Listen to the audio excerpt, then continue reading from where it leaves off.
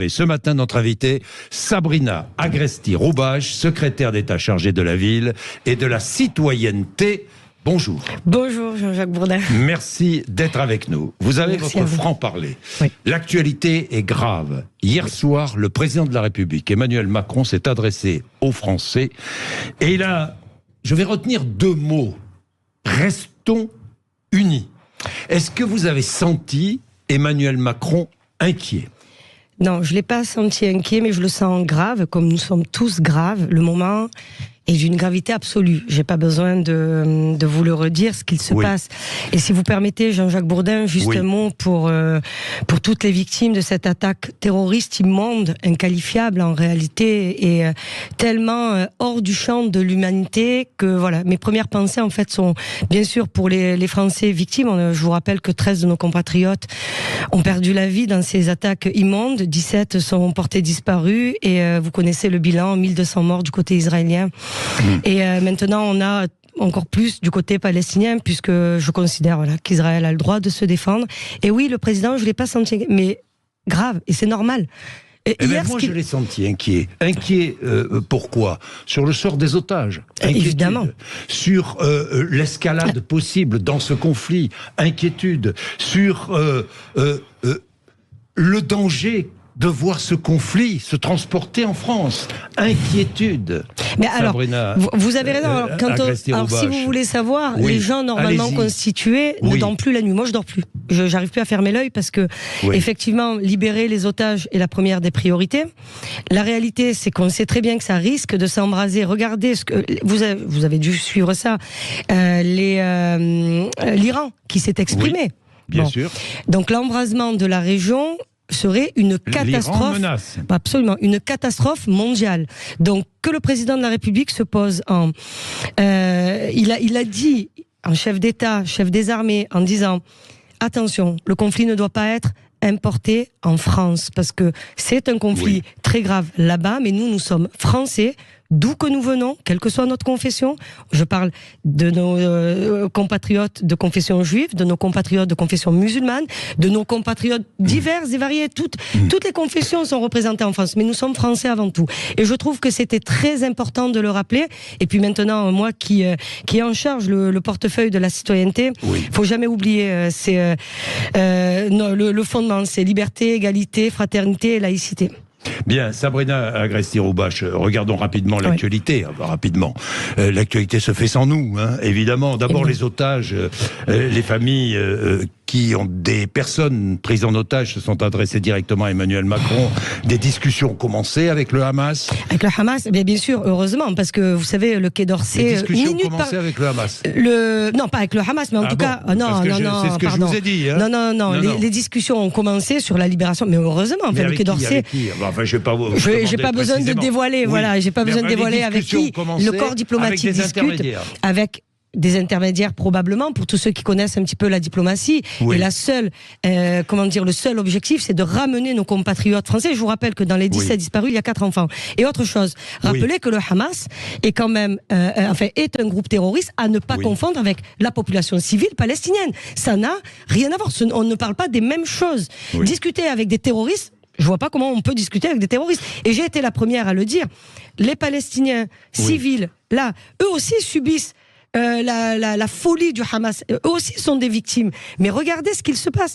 Moi, je suis... Mais est-ce qu'ils ne risquent pas de subir maintenant la folie israélienne qui est d'envahir Gaza et de faire fuir la population dans le sud de Gaza 1 100 000 personnes. Israël a le droit de se défendre. Le président a eu raison de le rappeler. C'est une démocratie, je le rappelle aussi. Et rappelez-vous des mots du président. Mais il a parlé d'une réponse forte et juste, le président de la République. Je dis bien forte et juste. On est d'accord, elle est forte, mais juste. Juste, ça veut dire que... Sera-t-elle juste ? Je l'espère, de tout mon cœur. Je l'espère parce que là, on parle de vie humaine. Enfin, Jean-Jacques Bourdin, là, on parle de quoi ? On parle de vie humaine. J'espère que chaque vie qu'on pourra sauver, il faut qu'elle le soit. Quel que soit la confession des gens. Je dirais, à un moment donné, là, on parle plus de... dire que les populations civiles palestiniennes doivent être préservées, mais qui pourrait dire le contraire? Mais quand vous déplacez 1 100 000 personnes vers le sud... Ce n'est pas encore fait. Vous savez très bien que là, tout le monde est monté. C'est l'appel d'Israël. Tout à fait. Mais vous savez bien qu'il y a un danger, humanitaire majeur. La diplomatie internationale est montée au créneau. Moi, j'ai suivi comme vous ce matin, on l'a appris dans la nuit, et tout le monde appelle à la plus grande mesure, et c'est normal. Mais heureusement qu'on le fait. Bien. Et pardon, juste sur la résolution, je l'ai dit, le président de la République, et c'est pour moi, j'ai eu beaucoup de gens qui m'ont appelé et écrit après l'intervention du président de la République, et je ne vous parle pas de la majorité ou quoi, même parmi ses plus grands opposants, m'ont dit une chose, mais il a raison de repréciser, la création de 2 États doit être la solution. Et je le rappelle, la création de 2 États doit être la solution. On ne peut pas accepter, se résigner. Moi, en tout cas, je ne me résigne pas à une guerre sans fin, parce qu'une guerre sans fin, quand il y a la guerre, il faut préparer la paix. Oui, c'est clair. Les Palestiniens doivent avoir un État. 2 États. Et absolument. Un État israélien, une grande démocratie. Abandonnés de tous, les Palestiniens, Sabrina. On est d'accord. Abandonnés par tous. Bien, Sabrina Agresti-Roubache, si je vous dis Israéliens innocents massacrés par les terroristes du Hamas, Palestiniens innocents mourant sous les bombes de l'armée israélienne, est-ce que votre indignation est la même ? L'indignation est strictement la même quand on a, vous savez, alors, je vais vous dire, pas l'indignation vis-à-vis de la réponse, on va dire, militaire, qui est obligatoire. Comment est-ce qu'on peut empêcher Israël... l'indignation devant la mort. Devant la mort. Mais enfin, personne ne peut se réjouir. Et je vais vous dire... de civils palestiniens, est-ce que c'est la même ? Mais, alors... Israël n'est pas un État terroriste, je le rappelle, d'accord ? C'est une grande démocratie. Qu'il y ait des dégâts... Comment imaginer que le Hamas n'allait pas provoquer cela? Ils le savaient très bien, vous imaginez pas qu'ils ont fait ça, n'imaginant pas la réponse d'Israël. Et je ne mets pas sur le même plan la réponse d'Israël, qui est une grande démocratie, je le répète, face au Hamas, qui est un groupe terroriste, meurtrier, assassin, et qui n'en a que faire des Palestiniens. Parce que je vais vous dire, s'ils avaient leurs moyens, pourquoi ils ne les mettent pas au moins au service de la population, pour l'éduquer, pour avancer, pour justement trouver une solution de paix? Ce sont des terroristes. Hamas, ce sont des terroristes. Mais par contre, une vie humaine est une vie humaine, d'où qu'elle vienne. Sabrina Agresti-Roubache, les propos et actes antisémites sont-ils de plus en plus nombreux? Là encore, j'ai perçu l'inquiétude d'Emmanuel Macron hier soir, pardon, mais est-ce que les propos et actes antisémites sont de plus en plus nombreux depuis samedi dernier dans notre pays? Je vous donne juste quelques chiffres, à peu près 100 signalements d'actes antisémites, et il me semble que Gérald Darmanin hier l'a bien précisé, et il l'a fait devant moi. Nous sommes vus au ministère de l'Intérieur. Vous êtes vu hier soir? Non. Dans la journée? On s'est vu le matin, et après on s'écrit toute la journée, puisqu'il y a des choses à dire. Évidemment, vous travaillez ensemble. Évidemment, et maintenant encore plus avec ce ministère de la citoyenneté. La réalité, c'est qu'il l'a dit, et je me permets de reprendre à mon compte les mots du ministre de l'Intérieur, Gérald Darmanin. Si on touche à un juif, on touche à la République, et que rien ne sera toléré. Si on touche à un musulman, on touche à la République? De la même manière. Pourquoi est-ce qu'on toucherait, pourquoi est-ce qu'il y aurait une distinction? On touche, vous savez, si on s'attaque à quelqu'un sur sa religion, c'est pas acceptable, quelle que soit la religion. Vous l'entendez, ça? Si on touche à un juif, je comprends très bien ce propos. On touche à la République. Si on touche à un musulman... C'est la même chose. C'est la même chose. Oui, mais ça, c'est pas dit. Oui, mais, alors moi, je déteste les oui, mais. Tout est dit. Moi, je le dis. Moi, je viens à votre micro, je le dis aussi, parce que hier, le président l'a rappelé. Il a dit, je comprends l'inquiétude de nos compatriotes de confession musulmane. Bien sûr, on sent bien que les tensions peuvent arriver. Mais à un moment donné, on a rappelé quelque chose, et le président de la République l'a fait. Gérald Darmanin l'a fait. Nous sommes français, on est la France, on est unis. On ne doit pas se laisser justement emporter par la folie de ce qui est en train de se passer là-bas, par la faute du Hamas. Ici, nous devons... Quand vous me dites ça, vous savez, ça me questionne. Enfin, si on touche à quelqu'un, quelle que soit sa confession, ou son genre, ou n'importe quoi, c'est en France... On est courageux, et le président l'a rappelé. La France n'a jamais abandonné ses enfants, quelle que soit la confession. Ça, c'est ce que je sais de mon pays. C'est ce que je sais de mon pays. Bien. Je vais venir. Vous êtes né. Vous avez grandi dans une cité à Marseille. Vous êtes d'une famille d'origine algérienne musulmane. Absolument. De confession musulmane. Absolument. Agresti-Roubache. Comment sentez-vous ce rapport entre ces deux communautés? À Marseille, je sais que ça se passe différemment. dans le reste de la France. Très différemment. Je l'expliquais, on en parlait, on va parlait juste avant l'interview. Moi, mes amis, j'ai beaucoup d'amis, j'en profite ce matin pour les embrasser parce que ils ont aussi de la famille qui est en train d'être rapatriée d'Israël. Donc j'embrasse, voilà. Mais Élise, elle se reconnaîtra. Et qu'est-ce que je vous dis ? Nous, à Marseille, on a grandi mélangés. C'est ça la réalité. Les tensions religieuses à Marseille, remarquez-le, ont toujours été beaucoup moins importantes qu'ailleurs. Mais parce que, vous savez, quand les gens se sentent égaux, se sentent respectés dans ce qu'ils sont, j'étais au consistoire pour Rosh Hashanah. Voilà, je suis descendue, j'ai fait l'aller-retour de Paris à Marseille. Je suis allée prononcer un discours au consistoire juif de Marseille, d'accord ? Et je dis quoi ? Et je me rappelle d'une phrase que j'ai prononcée en parlant de tout ce qui est arrivé, et on n'était pas encore dans ce drame qu'Israël vit en ce moment. Je disais, j'ai repris une phrase de Primo Levi, comprendre, c'est justifier. Donc moi, je ne veux pas chercher à comprendre, parce que si on cherche trop à comprendre, on justifie tout. Donc moi, ce que je dis, et c'est une fille, vous faites bien de le rappeler, de culture musulmane, qu'il dit. On est français avant tout. En France, on est protégé. On n'a pas le droit, nous, d'appeler de faire la division, de jouer le jeu de ceux qui veulent nous, vous savez, de ceux qui veulent nous diviser. Et je vais vous dire, et c'est peut-être votre question d'après, tous les groupes politiques. Et je les citerai même pas parce que j'ai même plus envie je prononce même plus leur nom. Je les laisse seuls face à leur conscience. Ils n'ont jamais ouvert le moindre livre du Coran. Ils ne savent même pas ce qu'il dit. À un moment donné, ce sont des calculs stratégiques pour eux, politiques, électoralistes, honteux. Mais j'ai honte pour eux. Je ne sais pas comment ils font pour se regarder dans une glace. Bon, et si vous permettez, Jean-Jacques Bourdin, un mot sur François Ruffin, qui a eu quand même des mots justes. Mais enfin, on ne va pas lui tresser des lauriers parce qu'à un moment donné, il a juste dit la normalité. Enfin, on ne va pas rendre exceptionnel une parole normale. Voilà, sur la condamnation du Hamas. Sabrina Agresti-Roubache, la haine anti-juive, elle existe dans ce pays. Elle est véhiculée par qui ? Elle est véhiculée. Moi, j'ai vu les manifestations. Par ceux qui détestent les autres. Malgré l'interdiction des manifestations, il y a eu des manifestations. À Paris, 3000 personnes. Qu'est-ce qu'ils criaient ? Mort aux Juifs. Les relents antisémites, vous les voyez là-bas, puisque, rappelez-vous aussi, enfin, on repart de l'origine de ce conflit, le conflit israélo-palestinien. Mais en France. Absolument. Ce qui m'intéresse maintenant, c'est ce qui se passe en France. Absolument. Et ce qui risque de se passer. Absolument. Et donc, la plus grande sévérité, Éric Dupond-Moretti, le garde des Sceaux, l'a rappelé, au parquet en disant plus grande fermeté, plus grande sévérité. Le ministre de l'Intérieur l'a rappelé.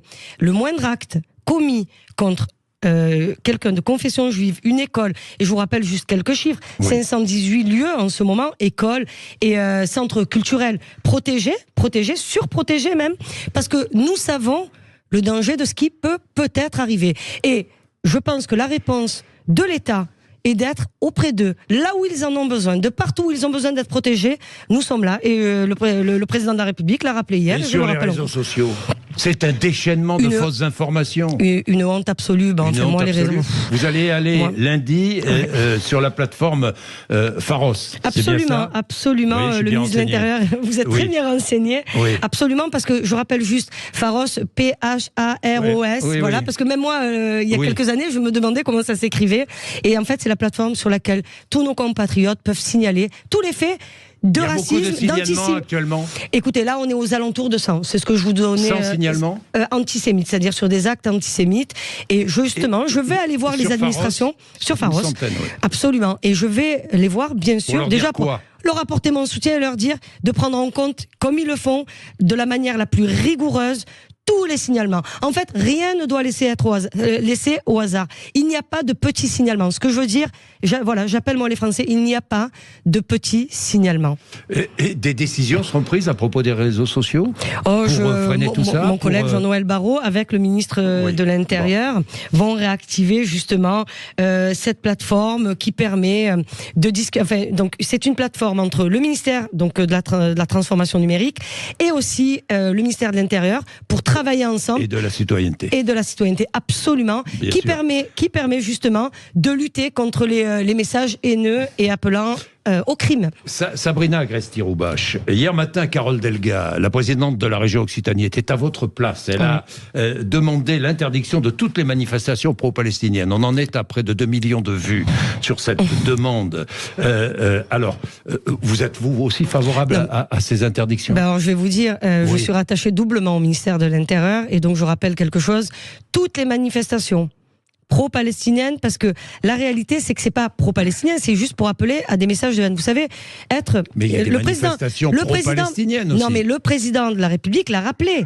Il fait une distinction entre le Hamas et la population palestinienne. Oui. Bon, c'est pas parce qu'on dit qu'on veut protéger les civils palestiniens qu'on est pro-Hamas. Et voilà, on répète, le Hamas est un groupe terroriste qui veut la destruction d'Israël. On le point. Sait. Ouais, exactement. Bien. Point. C'est clair. Évidemment que elles doivent être refusées et interdites. Alors moi, je vous pose une question. Oui. Ne peut-on pas manifester en soutien au peuple palestinien sans pour autant cautionner l'horreur terroriste du Hamas ? Moi, je pense que c'est possible, mais pour l'instant, j'ai pas encore vu ça. Bon, alors j'ai une autre question. Pourquoi autoriser les manifestations pro-israéliennes et interdire les manifestations pro-palestiniennes ? Alors, parce que les messages ne sont pas exactement les mêmes, Jean-Jacques Bourdin, parce que si vous suivez, comme moi, un petit peu ce qui s'y est écrit et ce qui s'y est dit, à la manifestation donc en soutien à Israël, à Israël, et parce qu'ils vivent un drame, nous sommes en deuil avec ce pays ami, Israël, c'est que on ne peut pas, on n'a pas le droit de laisser des messages haineux se passer. Moi, j'ai regardé, vous savez, comme je vous dis, mon double attachement me permet de voir certaines choses, peut-être que vous ne voyez pas, et c'est normal. C'est que les messages n'étaient pas haineux envers les Palestiniens, c'était envers le Hamas. Moi, j'ai eu des infos comme vous. Oui. La seule chose, c'est que j'invite tous ceux, justement, qui ont envie de passer des messages de paix, de le faire. On passe pas un message de paix en appelant à la destruction d'un pays. C'est ça la réalité, quel que soit le pays. Bien. Jour de rage aujourd'hui, c'est le Hamas qui dit c'est un jour de rage ce vendredi. Vous êtes inquiet sur les conséquences de ce conflit en France? Les mesures sont prises, j'imagine. Les mesures sont prises, je rappelle, je vous le dis, je le dis. Donc vous savez, en France, nous avons une communauté juive qui est composée quand même de 500 000 de nos compatriotes 500 000. De confession juive, 200 000 qui sont en Israël et certains sont en train de revenir en France. Vous savez, quand le Hamas dit quelque chose comme ça, je sais qu'il faut le prendre au sérieux. Et Catherine Colonna, la ministre justement des Affaires étrangères, est minute par minute en train de suivre la situation pour ramener bien sûr les otages et pour répondre aux familles qui sont. Vous imaginez ce qu'ils vivent en ce moment, ces familles-là. Le risque n'est-il pas en France de tomber dans un piège communautariste? Non, on est la France. Bien sûr que le piège, ça peut être ça. Je vous dis ça parce qu'en Belgique, ils commencent à tomber dans ce piège. Nous ne sommes pas la Belgique, nous sommes la France. Oui. Nous sommes la France. Et la France, on a quelque chose, peut-être, il y a un substrat, il y a quelque chose en plus. C'est qu'on a l'habitude, nous, de vivre avec les autres. Vous voyez bien que notre pays a été fondé... Regardez Marseille, vague successive d'immigration, et regardez, je dis pas que tout va bien. Mais ce que je sais, c'est que quand on est un grand pays comme la France, on se doit, de passer un message de soutien, 2, le message de paix, parce que vous savez, dans la guerre, quelle est la lueur d'espoir? C'est de parler de la paix. Parce que si on ne donne pas au moins ça, et vous savez, je rappelle à chacun de nos compatriotes, quel que soit ce qu'ils pensent, qu'ils sont en France, qu'ils sont protégés, et qu'ils n'ont pas le droit eux-mêmes. Vous lancez un appel ce matin à toutes les communautés, allez manifester ensemble. Pour la paix. Et pourquoi est-ce qu'il n'y aurait pas une manifestation commune entre juifs et musulmans? Écoutez... pourquoi? Parce que je pense que les communautés sont en train de se parler, ça parce que je le sais. Elles se sont toujours parlé. Oui. Elles se sont toujours parlé. Pourquoi elles arrêteraient de se parler maintenant? Toutes les communautés juives, musulmanes, chacune est invitée aux fêtes de l'autre. C'est ça la France. Et si j'ai un message à leur passer, c'est vous avez aussi de l'influence. Oui. On vous écoute quand vous parlez. Faites-le, c'est le moment. Sabrina Agresti-Roubache, un mot maintenant sur le reste de l'actualité. Le projet de loi immigration bientôt. Il y aura un volet intégration, mais c'est un peu l'échec de la politique migratoire depuis plusieurs années, l'intégration. Simplement sur le projet de loi, l'AME remplacée par une aide d'urgence. Ça, c'est la volonté de Gérald Darmanin. Vous avez vu Olivier Véran qui dit non. Écoutez, je pense que la solution sera forcément, alors je vais vous répondre quelque chose de très, pas diplomatique, mais j'ai une conviction. Non, moi j'ai une conviction. Oui. Non, j'ai une conviction. Allez-y, j'ai une conviction, c'est que si certains Français mettent le sujet sur la table, on ne peut pas balayer à chaque fois d'un revers de main les contrariétés ou les inquiétudes de nos compatriotes. C'est pas possible. Donc ça veut dire, j'appelle au débat. Vous appelez au débat. Ouais, j'appelle au débat. Mais vous êtes plutôt sur la ligne Darmanin. Oui, moi, écoutez, Gérald Darmanin, pour en avoir discuté avec lui, je pense... Alors moi, je l'avais dit, pour l'instant, enfin, il y a quelques mois, j'avais dit, écoutez, pour l'instant, le sujet n'est pas encore sur la table, attendons qu'il arrive et écoutons ce que les Français ont à nous dire. Maintenant que le sujet arrive, nous allons aller vers, vous le savez, la loi va arriver dans quelques semaines. Et l'AME sera remplacée par une aide d'urgence dans le projet. Il va y avoir un débat parlementaire. Vous rappelez mais quand dans même le projet. même si c'est dans le projet, il y aura un débat parlementaire. Oui, bien sûr qu'il y aura un débat, mais ce sera dans le projet. Ça sera. Alors, s'il a annoncé, c'est que ça va être ça. Je ne peux pas annoncer des choses à la place de Gérald Darmanin. Non, mais c'est bon à savoir. Les émeutes de juillet, vous allez apporter les réponses. Absolument. Quand? Quel jour? Alors écoutez, le jour, je ne vais pas vous le donner, ça sera plutôt... Comment? Mais comment? Parce que Elisabeth Borne l'a dit lors du dernier, vous savez, on a fait un CNR, donc un Conseil National de la Refondation, où justement, tous les représentants de tout, alors, d'associations d'élus, vous savez, il y avait par exemple Ville et Banlieue, Gilles Leproust, le maire d'Allonne qui fait un travail remarquable chez lui, était là, beaucoup d'élus, Vincent Jeanbrun était là, beaucoup de maires étaient là, beaucoup d'associations, absolument, de la Haie les Roses. La réalité, c'est que pendant ce CNR, beaucoup de choses ont été dites à la Première ministre et à nous, puisque Gérald Darmanin était là, Éric Dupond-Moretti, moi-même, ma collègue Aurore Berger, en disant, nous n'avons pas fini de vous dire des choses et on veut telle mesure, et nous sommes, moi, c'est ce que je suis en train de faire. Comment ça va se passer? Vous allez réunir ce comité interministériel? Absolument, présidé par la Première ministre. Voilà, avec fin octobre. Fin octobre, avec nous sommes le 13. Oh, le jour de mon anniversaire, donc écoutez. Ah bon, bon anniversaire. Voilà, merci beaucoup. Bon anniversaire. Mais dites-moi alors, tiens, bon anniversaire. Comme cadeau. Comme cadeau, je vais vous poser la question, ça sera quand? Alors, vraiment, alors je vais vous dire. Gilles Leproust a posé la question à la Première ministre. Et elle lui a donné sa parole, elle lui a dit, je vous promets que ça sera fin octobre. Donc je sais que la Première ministre a une Nous sommes parole. le 13, 20, 27. Allez, écoutez, on a encore une bonne quinzaine de jours. Oui, parce que à la fois, si je peux me permettre, un lundi, c'est pas trop mal. Pourquoi? Parce que déjà, beaucoup plus de gens sont disponibles comme lundi une semaine. 30, c'est pas mal. Ça serait pas mal, vous avez raison. Excellente idée. Lundi 30. Je vais le soumettre tout de suite à Matignon. Mais la réalité, plus sérieusement, c'est que ça me permet aussi, vous savez, je suis en train de finir le zonage des quartiers prioritaires. C'est une grande demande des élus locaux. Et je le fais aussi avec mon collègue Gabriel Attal, pour faire concorder l'école, vous savez, l'éducation nationale, avec le zonage, ça n'a jamais existé. 45 ans que les élus le demandent, on l'a jamais fait, et nous allons le faire. Donc ça demande quand même un peu plus de travail. C'est-à-dire faire concorder les quartiers prioritaires, qu'il n'y ait plus d'école orpheline, enfin pour faire basique, pour plus qu'on ait un quartier prioritaire et en face l'école, comme elle n'est pas dans le quartier prioritaire, elle n'est pas, donc elle bénéficie pas des mesures et de l'argent de l'État. Imbriquer, faire concorder de la cohérence, Jean-Jacques Bourdin, de la cohérence. Ça, vous avez raison. Voilà, et on l'a demandé. Ce sera l'une des grandes mesures. L'une des grandes mesures, la généralisation, par exemple, des cités éducatives. Les cités éducatives, c'est quoi? C'est comment on ouvre l'école au monde. On met des élus, on met tous les acteurs de tout ce qui est politique de la ville dans un quartier prioritaire. Et tout le monde se parle pour donner plus donc de périscolaire aux enfants, de meilleure qualité, pour que les parents s'impliquent plus dans l'école, parce que ça, on n'en parle jamais. Il faut que l'école s'ouvre. Et les cités éducatives, il y en a 200. Donc j'en ai 200 sur les 1500 quartiers prioritaires que compte mon ministère. Et la réalité, c'est que les élus m'ont demandé une généralisation. Il y a 200 aujourd'hui, vous allez généraliser? Absolument. Vous allez généraliser les cités éducatives, c'est financé. Je rappelle juste un montant, puisqu'on me dit toujours, oh là là, la politique du chéquier, vous vous rappelez Jean-Jacques Bourdin? Donc c'est 80 millions d'euros sur les budgets de la ville, pour les cités éducatives, et nous avons mis 39 millions en plus pour pouvoir les généraliser à la rentrée 2024. Une dernière grande mesure? Alors, la généralisation, pareil, de l'accueil des enfants de 8h à 18h dans les collèges, dans les quartiers prioritaires, et l'accueil des enfants à partir de 2 ans dans les écoles, pour que les mamans, justement, puissent être libérées. Et les mamans, je vais vous dire, toutes celles qui m'entendent, l'école, ça rassure.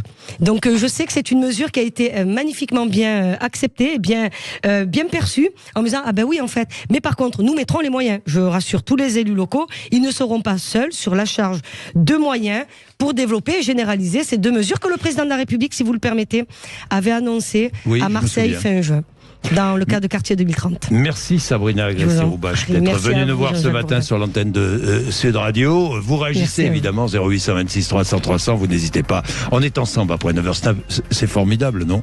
C'est un plaisir d'être là avec vous. 9h, 10h, jusqu'à 10h on est là. Allez, 8h57.